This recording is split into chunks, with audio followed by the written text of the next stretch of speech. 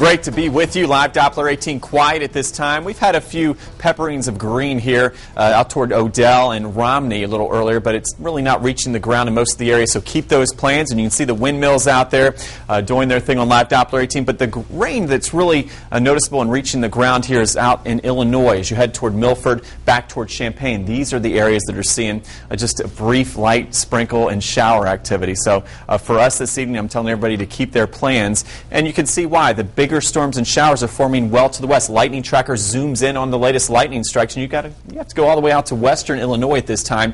And these lightning strikes will continue to move to the north as we head through the evening toward Chicago, okay, rather than Lafayette. So that's the good news. Why, you say? Well, you can see the upper level disturbance. The center of this low pressure is tracking right toward Chicago at this time. We're still on the periphery of it, and basically this big swirl that looks so impressive will really bring many of us just maybe a drop in the bucket. In fact, I think most of us stay dry this evening, and it's a sign of that heat wave we were talking about for this time of year coming our way. It's the real beginning of the warm-up, the real warm-up that is on the way. So as we come back and put it all together for you, this really sums up today. A great spring day. You see the goslings and Mama out here are ready to take a nice swim, and it doesn't get much better than this, especially with temperatures at our new high of 68 degrees with southeast winds at 14 miles per hour. Now we take a look at the rest of tonight, and we showed you that warm air coming up that's heralding this big weather change and jumping us right into June weather. You can see it could touch off a brief shower as we head toward midnight, but that warm front will continue to lift through the area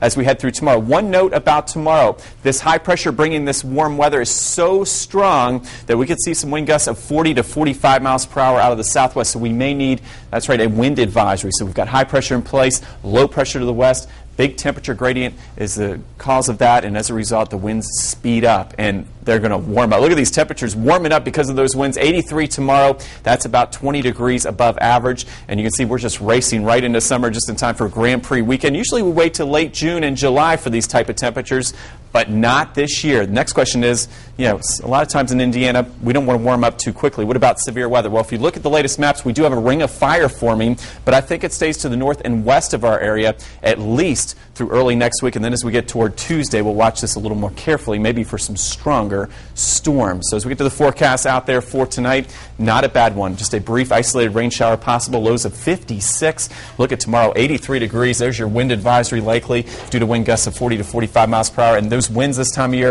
out of the southwest can heat you up in a hurry, and you see that. 85 Saturday, 86 and dry on Sunday. Next week, we'll watch those storms carefully, probably not until Monday night and Tuesday, and a little cooler by Tuesday with highs of 70. And, of course, Saturday, the Columbian Park Zoo opens, so a big day. You love going to the zoo, don't you, Laura? I do. I enjoy the antique cars. That's right. And I enjoy the train. Just a perfect day to get out. Yeah, just relax. Okay, thanks. Well, everyone here at work was watching the Cubs and the Reds. Big game? Oh, yeah. Well, not a big game, but there is one